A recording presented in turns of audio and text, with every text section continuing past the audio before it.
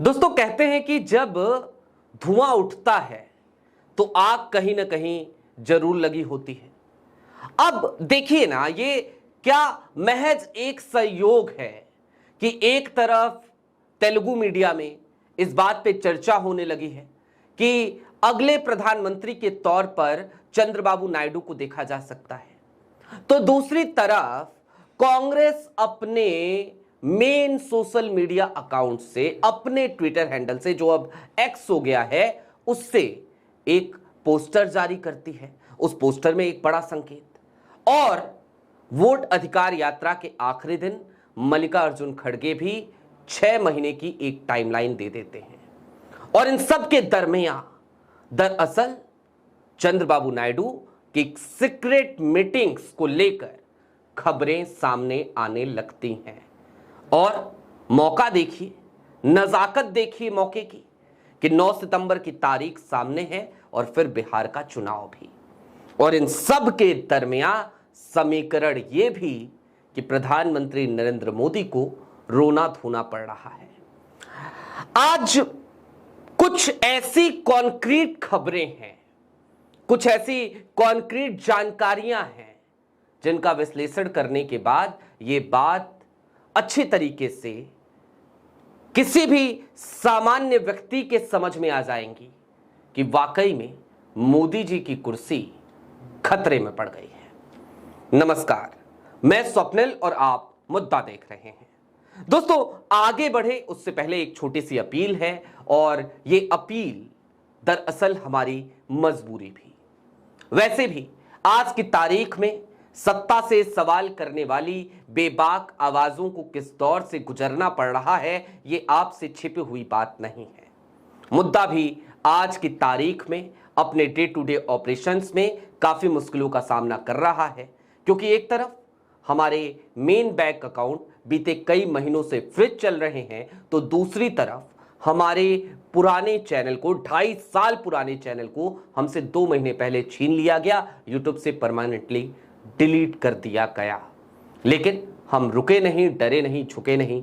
बेबाकी से सत्ता से सवालों का सिलसिला यहां जारी है, जारी रहेगा।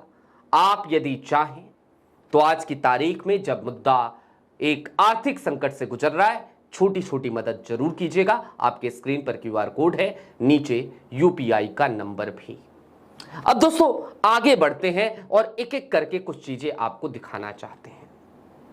सबसे पहले तेलुगु राज्यम करके एक तेलुगु मीडिया है, एक डिजिटल प्लेटफॉर्म है, और एक ऐसा प्लेटफॉर्म है जो बहुत ही इनसाइड स्टोरीज लेकर आता है।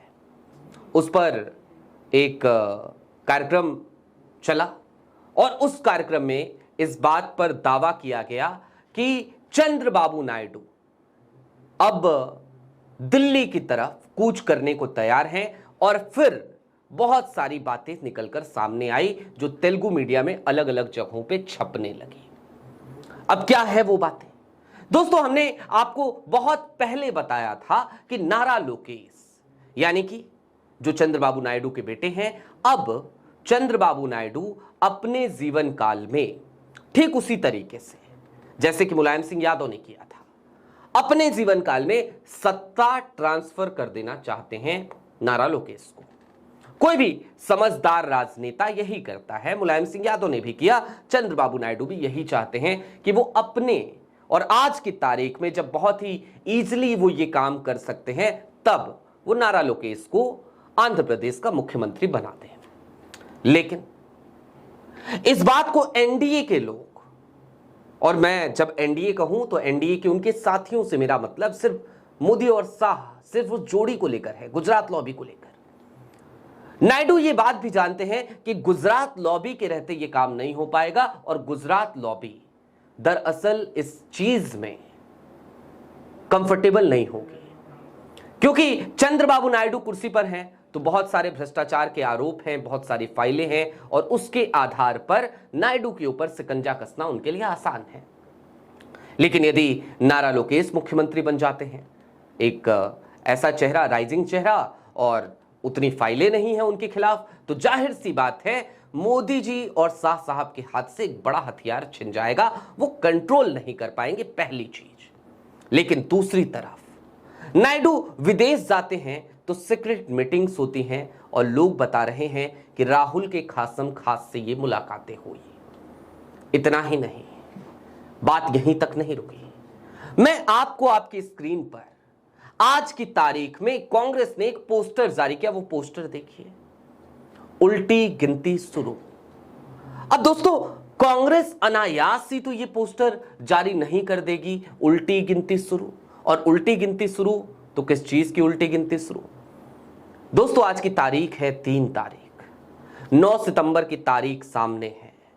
यदि आज की तारीख से उल्टी गिनती शुरू करें तो क्या ये उल्टी गिनती, ये काउंटडाउन क्या 9 सितंबर की तारीख के लिए है, या फिर कि ये उल्टी गिनती जो शुरू कांग्रेस करवा रही है, ये उस बयान से जाकर जुड़ जाती है जो बयान मल्लिकार्जुन खड़गे ने दिया था। आपको याद होगा, वोट अधिकार यात्रा के आखिरी दिन अपने संबोधन में मल्लिकार्जुन खड़गे ने दावा कर दिया और कहा कि ये डबल इंजन की सरकार 6 महीने नहीं चलेगी। अब ये बात मल्लिकार्जुन खड़गे किस आधार पे कह रहे थे? जाहिर सी बात है, वो कांग्रेस के राष्ट्रीय अध्यक्ष हैं और उस मंच पर तमाम इंडिया गठबंधन के नेता मौजूद थे। मसलन महाराष्ट्र से संजय राउत थे, तो झारखंड के मुख्यमंत्री हेमंत सोरेन भी, तेजस्वी यादव वहां थे, तो कांग्रेस के निर्विवाद रूप से सबसे बड़े चेहरे आज की तारीख में और देश के नेता प्रतिपक्ष राहुल गांधी भी। फिर भी मल्लिकार्जुन खड़गे ने यह बड़ा दावा किया और आज कांग्रेस ने यह पोस्टर जारी कर दिया। और कांग्रेस ने एक तरफ ये पोस्टर जारी किया, दूसरी तरफ तेलुगु मीडिया में चंद्रबाबू नायडू प्रधानमंत्री पद की तरफ अपने कदम बढ़ा रहे हैं। ये बातें तेजी से फैलने लगी। अब जाहिर सी बात है, मोदी और शाह के रहते तो चंद्रबाबू नायडू दिल्ली तक की यात्रा कर नहीं पाएंगे, यानी कि निश्चित तौर पर कुछ नए समीकरण बन रहे होंगे। और ये जो नए समीकरण बन रहे हैं, इन नए समीकरणों को लेके अब जो इनसाइड इंफॉर्मेशन है, जरा उसकी भी पड़ताल कर लेते हैं।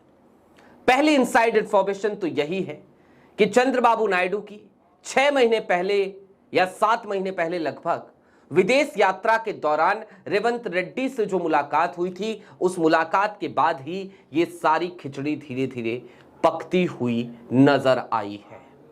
और इन सब के साथ अब जिस रास्ते पर चंद्रबाबू नायडू बढ़ चले हैं, वो रास्ता बड़ा सीधा सा है।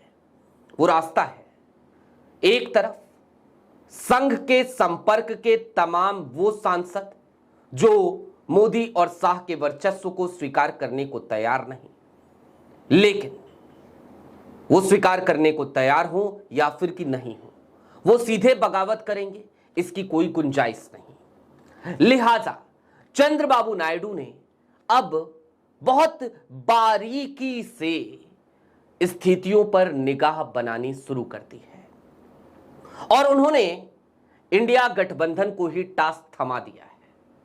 टास्क इस बात का कि हम तैयार हैं, लेकिन हमारे पास सिर्फ 16 सांसद हैं और 16 सांसदों के रहते हम बहुत कुछ नहीं कर सकते। और अगर हम सरकार से फिलवक्त समर्थन हटा लें तो भी कुछ नहीं होने वाला। लिहाजा कुछ नए समीकरण निकाले जाएं, कुछ नए समीकरण बनाए जाएं और ऐसे में महाराष्ट्र से लेकर बिहार तक डोरे डाले जा रहे हैं एनडीए के लोगों पर, एनडीए के सांसदों पर। चौंकिए मत, कांग्रेस और राहुल गांधी जो जोड़ तोड़ की राजनीति नहीं किया करते थे, आज की तारीख में वो उस जोड़ तोड़ की राजनीति के मास्टरमाइंड बन चले हैं।